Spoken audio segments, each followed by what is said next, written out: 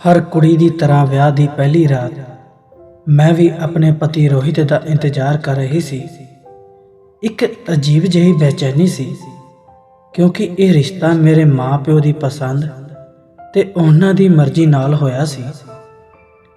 मेरे दिमाग विच बहुत सारे विचार चल रहे सन। मैं सोचां विच गुम बैठी सी। पता भी ना चलिया कि कदों 10 वज गए, पर हजे तक रोहित कमरे विच नहीं आया सी। बहुत समय बाद वो कमरे विच आया। मैं कहा, मैं कदों दा इंतजार कर रही सी। तां रोहित कहन लग्या, मैं माँ दे कमरे विच सी, उन्हां दियां लत्तां दबा रहा सी। मैं हर रोज़ सौण तो पहलां माँ दियां लत्तां दबाउंदा हाँ। मैं उस समय इस गल नूं नज़रअंदाज कर दिता कि चलो वो रोहित दी माँ है ते रोहित दा फर्ज बनता है कि वो अपनी माँ का ख्याल रखे। पर मैं हैरान इस गल तो सी क्योंकि यह रोहित दा रोज़ दा मसला बन चुकिया सी। वो शाम हुंदे ही अपनी माँ के कमरे विच चलिया जांदा ते वो दोनों कमरा अंदरों बंद कर लेंदे। मैनू रोहित का यह रवैया थोड़ा जिहा अजीब लगता सी कि वह इन्नी देर तक माँ दियां लत्तां क्यों दबाउंदा है। मैनू थोड़ा शक होण लग्या सी। एक दिन मैं पक्का इरादा कर लिया कि मैं यह राज जान के रहांगी कि वो दोनों आखिर बंद कमरे विच की करते हैं। मेरा नाम सुमन है, मेरी उम्र 20 साल है। मैं बहुत गरीब घर विच पैदा होई सी। असी 3 भैणां सी, पर वह मेरियां सखियां भैणां नहीं सन, मतरेइयां सन। क्योंकि मेरे प्यो के 2 विआह होए सन। पहले विआह तो 2 बेटियां सन। उन्हां दी पहली पत्नी किसी बीमारी दे चलदे चल वसी।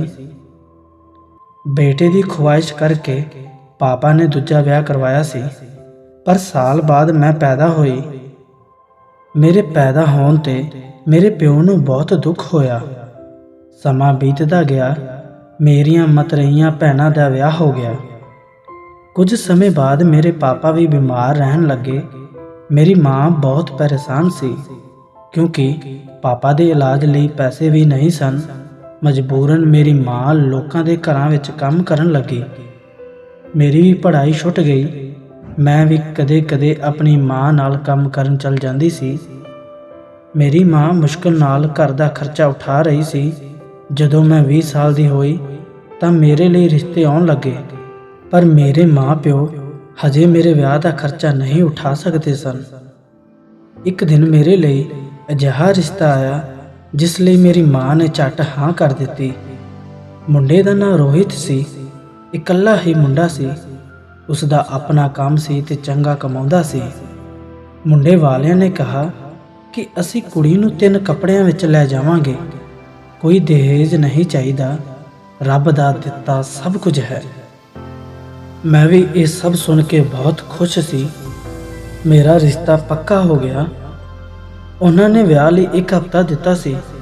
मैं विआह करके अपने ससुराल आ गई। घर बहुत सोहना सी।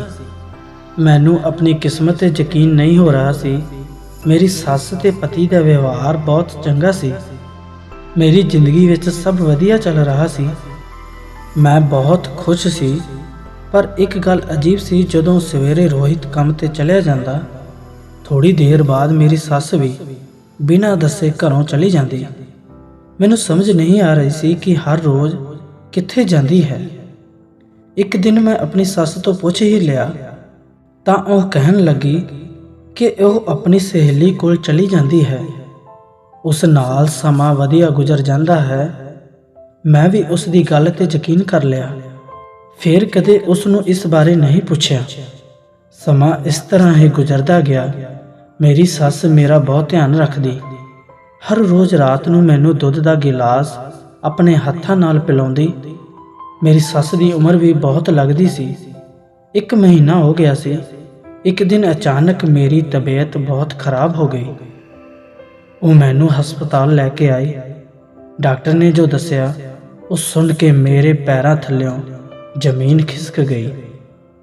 मेरी तबीयत ज़्यादा खराब होने करके अपना बच्चा खो दिता सी। ਮੇਰੀ ਸੱਸ ਤੇ ਰੋਹਿਤ ਨੇ ਮੈਨੂੰ ਬਹੁਤ ਦਿਲਾਸਾ ਦਿੱਤਾ।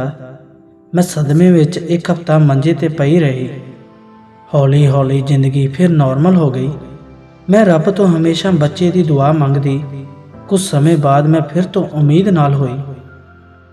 ਮੈਂ ਬਹੁਤ ਖੁਸ਼ ਸੀ, ਪਰ ਇੱਕ ਵਾਰ ਮੈਂ ਫਿਰ ਬਿਮਾਰ ਹੋ ਗਈ ਤੇ ਮੈਂ ਫਿਰ ਆਪਣਾ ਬੱਚਾ ਖੋ ਦਿੱਤਾ ਸੀ। ਅਜੀਬ ਗੱਲ ਸੀ ਕਿ ਮੇਰੇ ਪਤੀ ਤੇ ਸੱਸ ਦੇ ਰਵੱਈਏ ਵਿੱਚ ਕੋਈ ਫਰਕ ਨਹੀਂ ਪਿਆ ਸੀ, ਪਰ ਮੈਂ ਬਿਮਾਰ ਰਹਿਣ ਲੱਗੀ ਸੀ। ਹਮੇਸ਼ਾ ਇਹੀ ਸੋਚਦੀ ਰਹਿੰਦੀ ਕਿ ਮੇਰੇ ਨਾਲ ਕੀ ਹੋ ਰਿਹਾ ਹੈ। ਮੇਰੇ ਨਾਲ 3-4 ਵਾਰ ਇਸ ਤਰ੍ਹਾਂ ਹੀ ਹੋਇਆ, ਪਰ ਮੇਰੀ ਸੱਸ ਤੇ ਰੋਹਿਤ ਦੇ ਰਵੱਈਏ ਵਿੱਚ ਜਰਾ ਵੀ ਬਦਲਾਅ ਨਹੀਂ ਆਇਆ। ਮੈਂ ਮਾਨਸਿਕ ਰੂਪ ਤੋਂ ਪਰੇਸ਼ਾਨ ਰਹਿਣ ਲੱਗੀ ਸੀ। ਮੈਨੂੰ ਕੁਝ ਸਮਝ ਨਹੀਂ ਆ ਰਿਹਾ ਸੀ।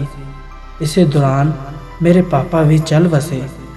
ਮੇਰੀ ਮਾਂ ਵੀ ਇਕੱਲੀ ਰਹਿ ਗਈ ਸੀ। ਮੈਨੂੰ ਲੱਗਣ ਲੱਗਿਆ ਕਿ ਜਿੰਨੀ ਤੇਜ਼ੀ ਨਾਲ ਖੁਸ਼ੀਆਂ ਮੇਰੀ ਜ਼ਿੰਦਗੀ ਵਿੱਚ ਆਈਆਂ, ਉਨੀ ਤੇਜ਼ੀ ਨਾਲ ਹੀ ਵਾਪਸ ਚਲੀਆਂ ਗਈਆਂ। ਸਭ ਕੁਝ ਅਜੀਬ ਹੋ ਗਿਆ ਸੀ। ਇੱਕ ਦਿਨ ਮੇਰੀ ਜ਼ਿੰਦਗੀ ਵਿੱਚ ਅਜਿਹਾ ਮੋੜ ਆਇਆ ਜਿਸ ਨੇ ਮੇਰੀ ਰੂਹ ਨੂੰ ਚੀਰ ਕੇ ਰੱਖ ਦਿੱਤਾ। ਉਸ ਦਿਨ ਮੇਰੀਆਂ ਅੱਖਾਂ ਤੋਂ ਸਾਰੀਆਂ ਪੱਟੀਆਂ ਉਤਰ ਗਈਆਂ। ਮੈਂ ਆਪਣੀ ਸੱਸ ਤੇ ਪਤੀ ਦੀਆਂ ਗੱਲਾਂ ਸੁਣ ਕੇ ਸੁੰਨ ਹੋ ਗਈ ਸੀ। ਇੱਕ ਦਿਨ ਰਾਤ ਨੂੰ ਪਾਣੀ ਪੀਣ ਲਈ ਉੱਠੀ। ਜਦੋਂ ਮੈਂ ਰਸੋਈ ਵਿੱਚੋਂ ਪਾਣੀ ਪੀ ਕੇ ਵਾਪਸ ਆ ਰਹੀ ਸੀ ਤਾਂ ਮੈਂ ਸੱਸ ਦੇ ਕਮਰੇ ਵਿੱਚੋਂ ਹਾਸੇ ਦੀ ਆਵਾਜ਼ ਸੁਣੀ। ਮੈਂ ਕੋਲ ਜਾ ਕੇ ਉਹਨਾਂ ਦੀਆਂ ਗੱਲਾਂ ਸੁਣਨ ਦੀ ਕੋਸ਼ਿਸ਼ ਕੀਤੀ। ਮੇਰਾ ਪਤੀ ਆਪਣੀ ਮਾਂ ਨੂੰ ਉਸ ਦੇ ਨਾਮ ਨਾਲ ਬੁਲਾ ਰਿਹਾ ਸੀ। ਮੇਰੀ ਸੱਸ ਦਾ ਨਾਮ ਸੁਨੀਤਾ ਸੀ। ਰੋਹਿਤ ਕਹਿ ਰਿਹਾ ਸੀ ਕਿ ਸੁਨੀਤਾ ਹੌਲੀ ਬੋਲ, ਸੁਮਨ ਨਾ ਉੱਠ ਜਾਵੇ। ਮੇਰੀ ਸੱਸ ਨੇ ਕਿਹਾ, ਬੇਫਿਕਰ ਰਹਿ, ਉਹ ਨਹੀਂ ਉੱਠਦੀ। ਮੈਂ ਉਸ ਨੂੰ ਨੀਂਦ ਦੀਆਂ ਗੋਲੀਆਂ ਦੇ ਕੇ ਸੁਲਾਇਆ ਹੈ। ਫਿਰ ਉਹ ਦੋਨੋਂ ਹੱਸਣ ਲੱਗੇ। ਮੈਨੂੰ ਆਪਣੇ ਕੰਨਾਂ ਤੇ ਯਕੀਨ ਨਹੀਂ ਹੋ ਰਿਹਾ ਸੀ। ਮੈਂ ਉਹਨਾਂ ਦੀਆਂ ਹੋਰ ਗੱਲਾਂ ਸੁਣਨ ਦੀ ਕੋਸ਼ਿਸ਼ ਕੀਤੀ, ਪਰ ਸੁਣ ਨਾ ਪਾਈ। ਇਸ ਲਈ ਕਮਰੇ ਵਿੱਚ ਆ ਗਈ। ਮੈਨੂੰ ਸਮਝ ਨਹੀਂ ਆ ਰਿਹਾ ਸੀ ਕਿ ਉਹ ਮੇਰੇ ਨਾਲ ਅਜਿਹਾ ਕਿਉਂ ਕਰ ਰਹੇ ਹਨ। ਅਗਲੇ ਦਿਨ ਮੈਂ ਪਹਿਲਾਂ ਦੀ ਤਰ੍ਹਾਂ ਉੱਠੀ ਤਾਂ ਕਿ ਉਹਨਾਂ ਨੂੰ ਸ਼ੱਕ ਨਾ ਹੋਵੇ ਕਿ ਮੈਨੂੰ ਉਹਨਾਂ ਤੇ ਸ਼ੱਕ ਹੈ। ਅਗਲੀ ਰਾਤ ਜਦੋਂ ਸੱਸ ਮੈਨੂੰ ਦਵਾਈ ਦੇਣ ਲਈ ਆਈ ਤਾਂ ਸੱਸ ਦਾ ਧਿਆਨ ਹੋਰ ਪਾਸੇ ਕਰਕੇ ਗੋਲੀ ਛਪਾ ਦਿੱਤੀ ਤੇ ਸੱਸ ਨੂੰ ਇਸ ਤਰ੍ਹਾਂ ਦਿਖਾਇਆ ਜਿਵੇਂ ਮੈਂ ਗੋਲੀ ਖਾ ਲਈ ਹੋਵੇ। ਮੇਰੀ ਸੱਸ ਆਪਣੇ ਕਮਰੇ ਵਿੱਚ ਚਲੀ ਗਈ। ਫਿਰ ਮੇਰਾ ਪਤੀ ਵੀ ਮਾਂ ਦੀਆਂ ਲੱਤਾਂ ਦਬਾਉਣ ਦੇ ਬਹਾਨੇ ਉਸ ਦੇ ਕਮਰੇ ਵਿੱਚ ਚਲਿਆ ਗਿਆ। ਜਦੋਂ ਉਹਨਾਂ ਨੇ ਦਰਵਾਜ਼ਾ ਬੰਦ ਕਰ ਲਿਆ ਤਾਂ ਮੈਂ ਉੱਠ ਕੇ ਕਮਰੇ ਦੇ ਬਾਹਰ ਜਾ ਖੜੀ ਹੋਈ। ਰੋਹਿਤ ਕਹਿ ਰਿਹਾ ਸੀ ਕਿ ਸੁਨੀਤਾ, ਲੱਗਦਾ ਹੈ ਕਿ ਸੁਮਨ ਵੀ ਬੱਚਾ ਪੈਦਾ ਨਹੀਂ ਕਰ ਸਕਦੀ। ਫਿਰ ਫਾਇਦਾ ਕੀ ਦੂਜਾ ਵਿਆਹ ਕਰਵਾਉਣ ਦਾ। ਹੁਣ ਉਹ ਕਦੇ ਮਾਂ ਨਹੀਂ ਬਣ ਸਕਦੀ। ਮੈਨੂੰ ਤਾਂ ਬੱਚਾ ਚਾਹੀਦਾ ਹੈ, ਉਹ ਵੀ ਹਰ ਹਾਲ ਵਿੱਚ। ਸੁਨੀਤਾ ਨੇ ਕਿਹਾ, ਕੋਈ ਗੱਲ ਨਹੀਂ, ਮੈਂ ਆਪਣੇ ਪਤੀ ਦਾ ਇੱਕ ਹੋਰ ਵਿਆਹ ਕਰਵਾ ਦੇਵਾਂਗੀ, ਉਹ ਬੱਚਾ ਪੈਦਾ ਕਰ ਦੇਵੇਗੀ। ਤਾਂ ਰੋਹਿਤ ਨੇ ਕਿਹਾ ਕਿ ਇਸ ਸੁਮਨ ਦਾ ਕੀ ਕਰਨਾ ਹੈ। ਸੁਨੀਤਾ ਨੇ ਕਿਹਾ, ਇਹ ਤਾਂ ਆਪਣੇ ਆਪ ਮਰ ਜਾਵੇਗੀ। ਫਿਰ ਦੋਨੋਂ ਹੱਸਣ ਲੱਗੇ। ਮੇਰੇ ਤਾਂ ਪੈਰਾਂ ਥੱਲਿਓਂ ਜ਼ਮੀਨ ਖਿਸਕ ਗਈ ਕਿ ਜਿਸ ਨੂੰ ਮੈਂ ਆਪਣੀ ਸੱਸ ਸਮਝ ਰਹੀ ਸੀ, ਉਹ ਤਾਂ ਮੇਰੇ ਪਤੀ ਦੀ ਪਹਿਲੀ ਪਤਨੀ ਸੀ। ਇੰਨਾ ਵੱਡਾ ਧੋਖਾ ਹੋ ਗਿਆ ਸੀ ਮੇਰੇ ਨਾਲ। ਮੈਂ ਆਪਣੇ ਕਮਰੇ ਵਿੱਚ ਚਲੀ ਗਈ ਤੇ ਰੋਣ ਲੱਗੀ ਕਿ ਮੈਂ ਕੀ ਗੁਨਾਹ ਕਰ ਦਿੱਤਾ ਜਿਸ ਦੀ ਮੈਨੂੰ ਸਜ਼ਾ ਮਿਲੀ ਹੈ। ਮੈਂ ਸੋਚਿਆ ਕਿ ਸਵੇਰੇ ਰੋਹਿਤ ਦੇ ਕੰਮ ਤੇ ਜਾਣ ਤੋਂ ਬਾਅਦ ਸੁਨੀਤਾ ਨੂੰ ਪੁੱਛਾਂਗੀ ਕਿ ਮੇਰੇ ਨਾਲ ਅਜਿਹਾ ਕਿਉਂ ਕੀਤਾ। ਮੈਂ ਸਵੇਰੇ ਰੋਹਿਤ ਦੇ ਜਾਣ ਤੋਂ ਬਾਅਦ ਸੁਨੀਤਾ ਦੇ ਕਮਰੇ ਵਿੱਚ ਗਈ ਤੇ ਸਿੱਧਾ ਹੀ ਉਸ ਨੂੰ ਪੁੱਛ ਲਿਆ ਕਿ ਸੁਨੀਤਾ, ਮੇਰੇ ਨਾਲ ਅਜਿਹਾ ਕਿਉਂ ਕੀਤਾ। ਮੇਰੇ ਸਵਾਲ ਨਾਲ ਉਹ ਚੌਂਕ ਗਈ, ਪਰ ਇਹ ਵੀ ਸਮਝ ਗਈ ਮੈਨੂੰ ਸਭ ਪਤਾ ਚੱਲ ਗਿਆ ਹੈ। ਫਿਰ ਉਹ ਆਪਣੇ ਅਸਲੀ ਰੂਪ ਵਿੱਚ ਆ ਗਈ ਤੇ ਕਹਿਣ ਲੱਗੀ, ਹੁਣ ਸਾਨੂੰ ਤੇਰੀ ਜ਼ਰੂਰਤ ਨਹੀਂ ਹੈ। ਮੈਂ ਬੱਚਾ ਪੈਦਾ ਨਹੀਂ ਕਰ ਸਕਦੀ ਸੀ, ਇਸ ਲਈ ਇਹ ਦੋਨਾਂ ਨੇ ਮਿਲ ਕੇ ਇਹ ਪਲਾਨ ਬਣਾਇਆ ਸੀ। ਪਰ ਮੈਂ ਨਹੀਂ ਚਾਹੁੰਦੀ ਸੀ ਕਿ ਰੋਹਿਤ ਦੀ ਔਲਾਦ ਕਿਸੇ ਹੋਰ ਤੋਂ ਹੋਵੇ, ਇਸ ਲਈ ਤੇਰੇ ਬੱਚੇ ਵੀ ਮਾਰਦੀ ਰਹੀ, ਤੈਨੂੰ ਅਜਿਹੀਆਂ ਦਵਾਈਆਂ ਦਿੰਦੀ ਰਹੀ। ਬਹੁਤ ਜਲਦੀ ਤੂੰ ਮਰ ਜਾਵੇਂਗੀ। ਮੈਂ ਉਸ ਨੂੰ ਕਿਹਾ ਕਿ ਜੋ ਤੂੰ ਮੇਰੇ ਨਾਲ ਕੀਤਾ ਹੈ, ਰੱਬ ਤੈਨੂੰ ਇਸ ਦੀ ਸਜ਼ਾ ਜ਼ਰੂਰ ਦੇਵੇਗਾ। ਮੈਂ ਉਹ ਘਰ ਛੱਡ ਕੇ ਆ ਗਈ ਤੇ ਆਪਣੀ ਮਾਂ ਨਾਲ ਰਹਿਣ ਲੱਗੀ। ਕੁਝ ਸਮੇਂ ਬਾਅਦ ਖਬਰ ਆਈ ਕਿ ਉਹਨਾਂ ਦੋਨਾਂ ਦੀ ਕਾਰ ਐਕਸੀਡੈਂਟ ਵਿੱਚ ਮੌਤ ਹੋ ਗਈ। ਮੈਂ ਵੀ ਜ਼ਿੰਦਗੀ ਦੇ ਆਖਰੀ ਦਿਨ ਗਿਣ ਰਹੀ ਸੀ। ਮੈਂ ਤਾਂ ਸਭ ਕੁਝ ਰੱਬ ਤੇ ਛੱਡ ਦਿੱਤਾ ਸੀ, ਪਰ ਇਸੇ ਦੌਰਾਨ ਮੇਰਾ ਇੱਕੋ ਇੱਕ ਸਹਾਰਾ ਮੇਰੀ ਮਾਂ ਵੀ ਰੱਬ ਨੂੰ ਪਿਆਰੀ ਹੋ ਗਈ। ਮੈਂ ਇੱਕ ਹਸਪਤਾਲ ਵਿੱਚ ਸਫਾਈ ਦਾ ਕੰਮ ਕਰਨ ਲੱਗੀ, ਜਿਸ ਨਾਲ ਆਪਣਾ ਪੇਟ ਪਾਲ ਰਹੀ ਸੀ। ਇਸੇ ਹਸਪਤਾਲ ਵਿੱਚ ਇੱਕ ਮੁੰਡਾ ਮਾਲੀ ਦਾ ਕੰਮ ਕਰਦਾ ਸੀ। ਉਸ ਦਾ ਵੀ ਇਸ ਦੁਨੀਆ ਵਿੱਚ ਕੋਈ ਨਹੀਂ ਸੀ। ਉਸ ਦੀ ਪਤਨੀ ਮਰ ਚੁੱਕੀ ਸੀ, ਕੋਈ ਔਲਾਦ ਵੀ ਨਹੀਂ ਸੀ। ਉਹ ਮੈਨੂੰ ਹਰ ਸਮੇਂ ਖੁਸ਼ ਰੱਖਣ ਦੀ ਕੋਸ਼ਿਸ਼ ਕਰਦਾ। ਉਸ ਦਾ ਨਾਮ ਅਮਰ ਸੀ। ਉਸ ਨਾਲ ਵਕਤ ਗੁਜ਼ਾਰ ਕੇ ਲੱਗਦਾ ਕਿ ਜ਼ਿੰਦਗੀ ਫਿਰ ਹਸੀਨ ਹੋ ਗਈ ਹੈ। ਇੱਕ ਦਿਨ ਅਮਰ ਨੇ ਮੈਨੂੰ ਕਿਹਾ ਕਿ ਉਹ ਮੈਨੂੰ ਪਸੰਦ ਕਰਦਾ ਹੈ। ਮੈਂ ਵੀ ਉਸ ਨੂੰ ਪਸੰਦ ਕਰਨ ਲੱਗੀ ਸੀ। ਫਿਰ ਅਸੀਂ ਵਿਆਹ ਕਰਵਾ ਲਿਆ। ਉਹ ਬਹੁਤ ਚੰਗਾ ਸੀ, ਮੇਰਾ ਬਹੁਤ ਧਿਆਨ ਰੱਖਦਾ ਸੀ। ਉਸਨੇ ਮੇਰਾ ਇਲਾਜ ਵੀ ਕਰਵਾਇਆ ਤੇ ਮੈਂ ਫਿਰ ਤੋਂ ਉਮੀਦ ਨਾਲ ਹੋਈ। ਮੈਂ ਇੱਕ ਬੇਟੇ ਨੂੰ ਜਨਮ ਦਿੱਤਾ। ਮੈਂ ਆਪਣੀ ਜ਼ਿੰਦਗੀ ਵਿੱਚ ਬਹੁਤ ਖੁਸ਼ ਸੀ। ਬਹੁਤ ਅਮੀਰ ਤਾਂ ਨਹੀਂ ਸੀ ਅਸੀਂ, ਪਰ ਜ਼ਿੰਦਗੀ ਵਿੱਚ ਸਕੂਨ ਤੇ ਹਰ ਖੁਸ਼ੀ ਸੀ। ਸੋ ਦੋਸਤੋ, ਇਸ ਕਹਾਣੀ ਨੂੰ ਸੁਣਨ ਲਈ ਬਹੁਤ ਬਹੁਤ ਧੰਨਵਾਦ। ਉਮੀਦ ਕਰਦਾ ਹਾਂ ਕਿ ਇਹ ਕਹਾਣੀ ਤੁਹਾਨੂੰ ਬਹੁਤ ਪਸੰਦ ਆਈ ਹੋਵੇਗੀ। ਵੀਡੀਓ ਨੂੰ ਜ਼ਰੂਰ ਲਾਈਕ ਅਤੇ ਕਮੈਂਟਸ ਕਰਨਾ ਤੇ ਚੈਨਲ ਨੂੰ ਸਬਸਕ੍ਰਾਈਬ ਕਰਨਾ ਨਾ ਭੁੱਲਣਾ। ਫਿਰ ਮਿਲਾਂਗੇ ਅਗਲੀ ਵੀਡੀਓ ਦੇ ਵਿੱਚ। ਧੰਨਵਾਦ।